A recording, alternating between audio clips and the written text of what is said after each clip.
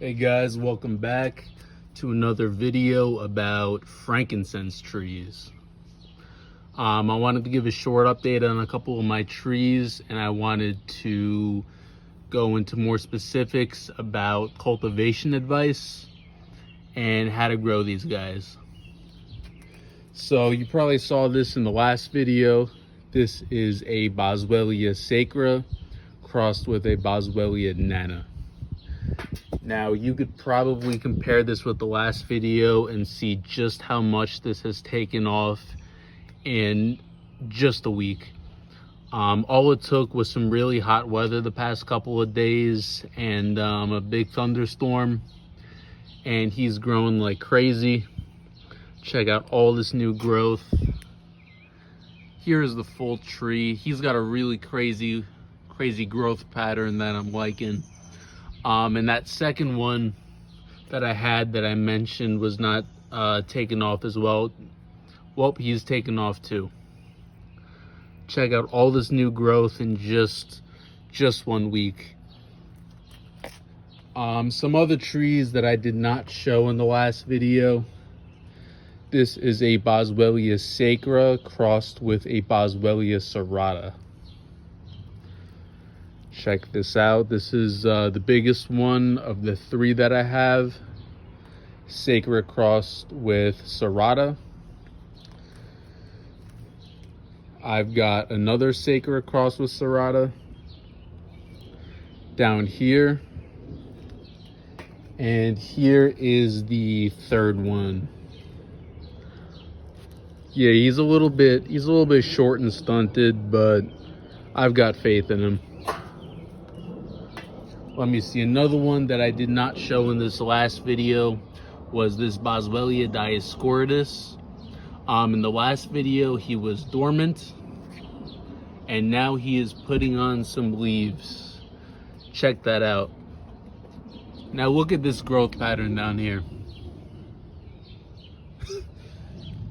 Yes, the bottom. I'm really excited. I'm starting to get some side branching on him.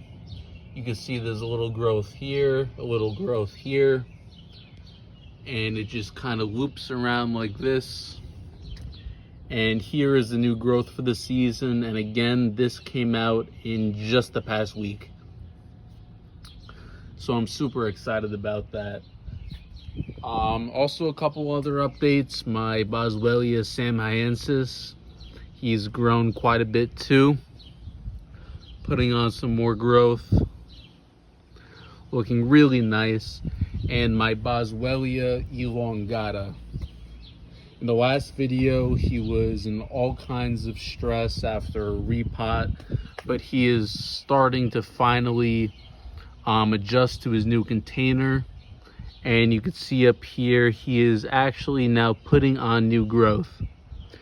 And I'm super excited because he is starting to develop mature leaves.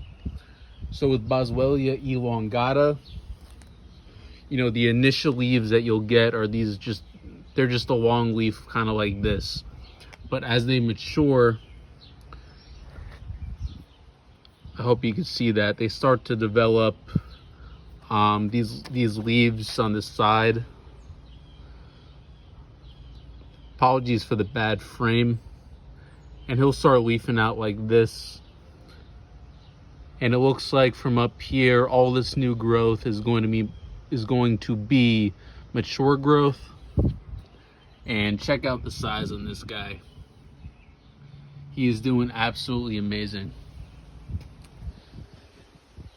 Now, I wanted to give some quick tips about frankincense cultivation, how to keep these guys healthy. And first off, I want to talk about soil mix. I've got a bucket down here. So I mentioned a couple times you need rocky, gritty soil mix that is well draining. If there is one thing you need to do, it is to have well draining soil.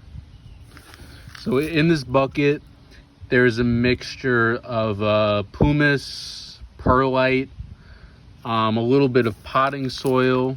I think I have some lava rocks, some turfus, otherwise known as calcined clay, I believe that's it. You don't need to go as crazy as I do.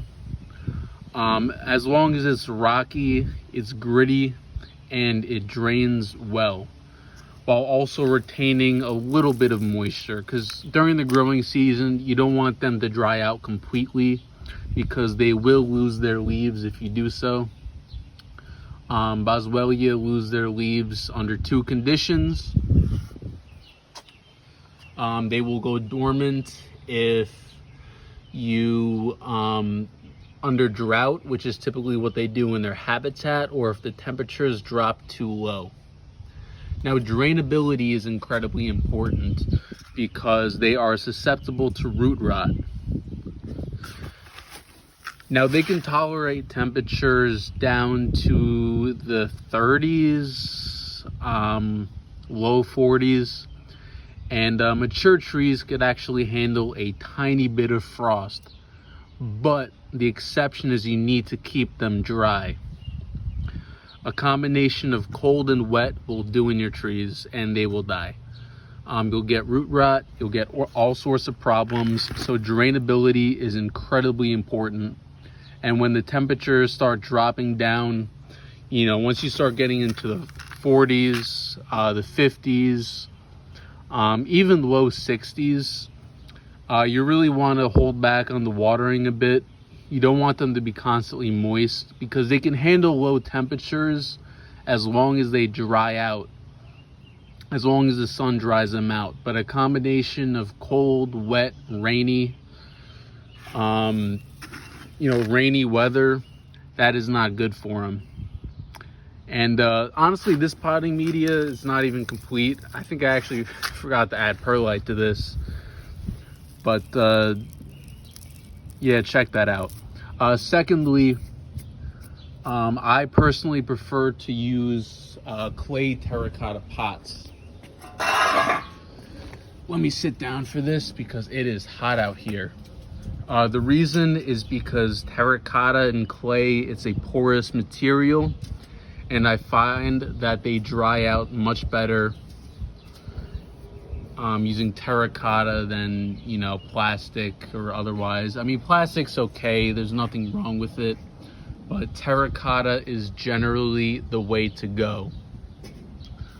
Water scheduling. When they are dormant in the winter time, when they drop all their leaves, water once every 2 weeks, maybe even once every week. It depends on your location, of course. It depends on your climate. Do you have them indoors? Do you have them outdoors in the greenhouse? Those are all factors that you need to consider when you're building your potting media and when you're deciding how much to water. However, when they're in active growth like this, they're putting on new leaves, they're growing like crazy. You could treat them less succulent-like. They can handle a lot of water. You could water the hell out of them and they will be very happy. So you don't really need to treat them so much like a cactus or something like that during the active growing season. You just need to be careful about the water when the temperatures drop and when the tree is in dormancy. Fertilization schedules. Typically what I do is when I'm potting these up, I put a scoop of Osmocote Plus, which is a 10-10-10 fertilizer. That will be sufficient to grow most of these guys, and you really don't have to do that much more. The only other thing that I do is every once in a while when I'm watering, I have a liquid 10-10-10, and I also have kelp extract that I mix into the water before I water them. Another thing to note, when you water these guys, it is important that you know the pH of your water. Boswellia will not be able to absorb any nutrients if your water has a pH above 5.5 or 6. So really 5 to 5.5 is the golden spot. You know, if you're watering them with a water that has a pH of 8, like my tap water does, they're not going to be able to get the nutrients that they need. And they're going to start showing signs of deficiency. You know, you might start seeing yellowing leaves, they might drop their leaves, and they're going to be looking like a very, very pitiful plant. So make sure that your tap water is, you know, 5 to 5.5 pH. Personally, I invested in a one of those pH readers. So now I adjust my water. You know, I put a little bit of white vinegar in with the water to acidify it a bit more because the pH of my tap water is really high. And I figured out that was a problem with these plants.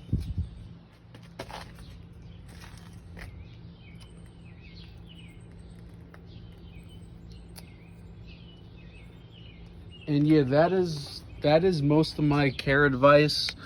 Another thing to mention, I think I forgot to point out, I also have limestone in here. These guys love limestone. I also include gypsum in my soil mix. A lot of the arid species of Boswellia, they love gypsum, and it's actually an essential nutrient for a lot of them, including, you know, sacra, Samhyansis, Dioscorides, you know, the Nana, those cliff-dwelling species from Socotra. So it's really important to put some gypsum into their mix. And as far as the mix goes, again, don't overthink it. I have a lot of ingredients in here, but generally, you know, maybe a third of potting soil, 1/3 pumice or pumice, I don't know which one's correct, 1/3 perlite, that'll be fine. Some people go completely inorganic, that's fine too. Some people go more organic. It really depends on your climate. You know, if you're in a very arid climate, if you're down in Arizona, Mexico, places like that, Southern California, you could probably opt to go with more organic matter. But if you're in a location that gets a lot of rain, or that has very cold, wet, dark winters like I do in Zone 7B, you want to opt to go for a little bit less organic and more inorganic. The only trade-off is the more inorganic you go, the more often you're going to have to water and feed them. But the payoff by doing that is you are greatly reducing the risk of root rot. And when you start growing these guys enough, I guarantee you're going to encounter root rot at some point or another. So these tips should hopefully prevent that from happening. It's really sad to see a tree go from really healthy to looking like he's half dead within a week. And this video is getting pretty long, so I'm going to pause this now and make another video right now, actually. I'll see you guys in a couple minutes.